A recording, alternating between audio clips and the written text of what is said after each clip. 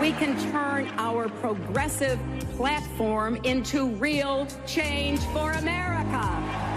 I am your voice. Ces méga shows à l'américaine sont-ils condamnés à disparaître ? Ces meetings ou ces grands débats télévisés ne sont plus suffisants, en tout cas pour gagner la course à la présidence. Les réseaux sociaux sont désormais devenus le terrain de bataille où s'affrontent les deux finalistes, Hillary Clinton et Donald Trump. L'enquête de John Herman, journaliste du New York Times, a démontré que 2/3 des Américains s'informent aujourd'hui sur Facebook. C'est 50% de plus qu'en 2012. C'est tout le monde politique qui se trouve bouleversé.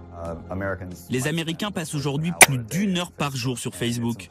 Forcément, une plateforme aussi vaste et aussi puissante recueille une grande partie du débat politique. La campagne de Clinton est plus avancée dans ce domaine, mais il y a aussi de très nombreuses pages Facebook dédiées à Trump qui sont consultées par des millions d'internautes.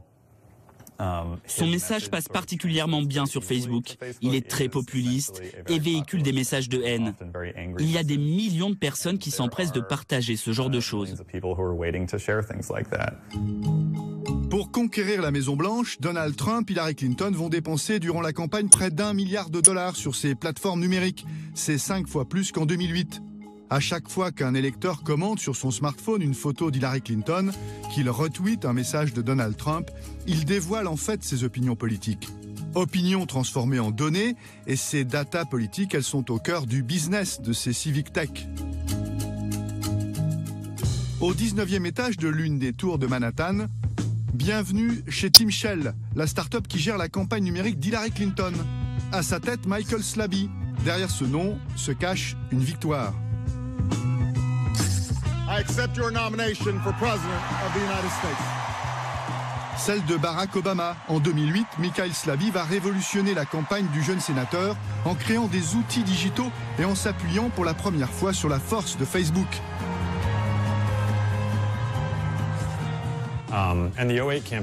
La campagne de 2008 en particulier était focalisée sur une démarche, impliquer le maximum de gens possible dans le processus politique.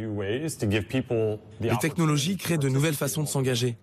C'est le cœur de notre stratégie digitale qui s'appuie sur les réseaux sociaux. Lorsqu'il y a peu de barrières à l'entrée et qu'il est donc facile de participer, alors les gens sont nombreux à se mobiliser dans la sphère politique. Bingo, Obama est élu en 2008 et réélu en 2012, toujours avec l'aide de Tim Shell. Il n'en fallait pas davantage pour convaincre Hillary Clinton de dépenser $170 000 en 2015 pour utiliser la technologie de Tim Shell. Aujourd'hui, Slaby compte bien aider Hillary à s'installer à la Maison-Blanche. Sa stratégie n'a pas changé, mais ses outils sont de plus en plus sophistiqués. Il est passé maître dans la géolocalisation électorale. Toutes les données récoltées puis analysées lui permettent d'échafauder des plans de bataille. Quels sont les États que le candidat doit cibler en priorité ? Dans quelle ville se trouvent les électeurs prêts à s'engager ? Si vous demandez à votre voisin « Est-ce que tu soutiens le président ?», il vous répond oui ou non. Eh bien, cette information de savoir si cette personne est un soutien ou pas, c'est une donnée qui nous intéresse. On peut évaluer le degré de soutien de 1 à 5. Au final, le principe d'une campagne électorale, c'est de faire en sorte que vos soutiens persuadent les gens de l'autre camp de changer d'avis. C'est important de concentrer ses efforts sur les indécis et sur les électeurs qui peuvent changer d'avis, plutôt que sur des personnes que vous ne convaincrez jamais de toute façon. Et pour que les données soient plus précises, la start-up mise sur des applications pour smartphones toujours plus perfectionnées, toujours plus ludiques. Voici justement la dernière innovation de Michael Slaby pour doper la campagne d'Hillary Clinton. À 20 ans seulement, Mark n'a pas vraiment le profil d'un homme politique. Mais entre deux cours à la fac, le jeune homme joue les directeurs de campagne. Grâce à une nouvelle arme, l'application Hillary 2016. À première vue, ça a tout l'air d'un simple jeu qui vous permet de gérer un QG de campagne, vous gagnez des points en vous occupant du chat, mais surtout en organisant des événements à la gloire de la candidate. Et chaque utilisateur est géolocalisé. Vous savez, quand je travaillais ici, il y a un mois, cette application n'existait pas encore. C'est un nouvel outil et c'est vraiment top. C'est comme si j'avais mon propre quartier général de campagne. C'est très marrant. Au premier abord, on se dit c'est juste un truc cool, mais en fait, c'est un outil très utile pour la campagne. Le fil d'actualité nous donne accès au matériel de campagne le plus récent.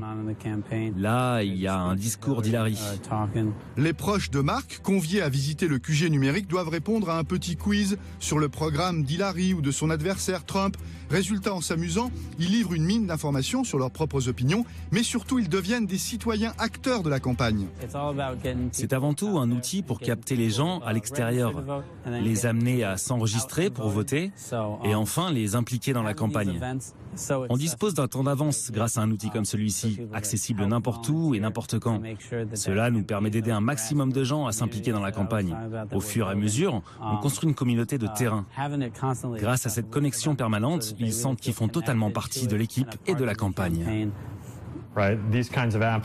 Ce genre d'application, ça paraît marrant comme ça. Mais en fait, c'est un super moyen d'impliquer les gens dans le processus. Qu'est-ce que je peux faire pour que l'on parle des thématiques qui me tiennent à cœur? Avec les outils tactiles, je peux m'impliquer facilement. Face à la machine de guerre numérique du clan Clinton, le candidat milliardaire Donald Trump a dû rattraper son retard. Comment? Avec quelles armes? Eh bien, le secret se cache loin de New York, de l'autre côté des États-Unis, à Los Angeles. Après plusieurs semaines de négociations, l'entreprise chargée de la stratégie digitale de Trump a accepté de nous ouvrir ses portes. Nation Builder, comprenez constructeur de nations, c'est l'une des civic tech en plein essor. Lancée en 2011 avec 10 salariés, la start-up en comptera bientôt près de 300. Nation Builder, c'est surtout l'histoire incroyable de son patron, Jim Gilliam, devenu célèbre sur la toile avec une vidéo intitulée « Internet et ma religion ». Il raconte comment, atteint d'un cancer, il a pu obtenir une transplantation grâce à une communauté d'internautes, rassemblés spontanément sur le net pour faire pression sur l'hôpital. Ce qui m'importe, c'est que les gens ne gaspillent pas leur vie. Nation Builder a été créé pour ça, pour connecter les gens autour de ce qu'ils veulent apporter au monde et pour briser les barrières qui les empêcheraient de devenir des leaders.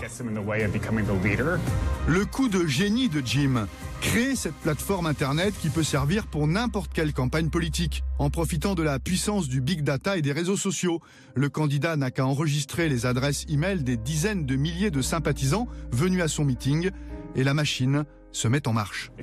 Si vous ne récupérez pas leurs informations, vous les avez perdues. Avec notre logiciel, nous combinons ces données avec les informations disponibles publiquement sur Internet. Leur profil Facebook, leur compte Twitter, etc. Et nous associons toutes ces données entre elles. Du coup, vous voyez qui ils sont, leur réseau d'amis, ce qu'ils partagent. Ils deviennent plus humains. À ce jour, l'équipe de Jim gère 3000 campagnes simultanément, partout dans le monde, y compris en France. Nation Builder est en train de constituer le plus grand fichier de militants politiques au monde, à gauche comme à droite. Pour chaque profil d'électeur ou de militant, Nation Builder connaît ses habitudes, les sujets qui le touchent, sa participation au dernier scrutin. Ils sont classés dans différentes catégories. Donateurs potentiels, militants prêts à agir, et dès que le candidat a besoin de quelqu'un, il n'a plus qu'à puiser dans la banque de données pour le contacter. Toute organisation, tout parti politique a des objectifs à atteindre pour gagner. De combien de personnes avons-nous besoin pour le porte-à-porte? Combien d'argent devons-nous récolter pour faire de la pub et inciter les gens à voter? Le logiciel récapitule tous ces objectifs et associe des responsables à chacun d'entre eux. Conclusion, Nation Builder permet ainsi de mettre en contact des militants engagés qui ne se seraient jamais rencontrés auparavant.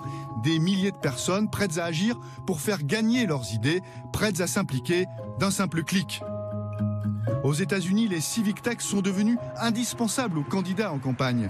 Depuis un an, les investissements dans ce secteur ont progressé 14 fois plus vite que dans les autres technologies de l'information.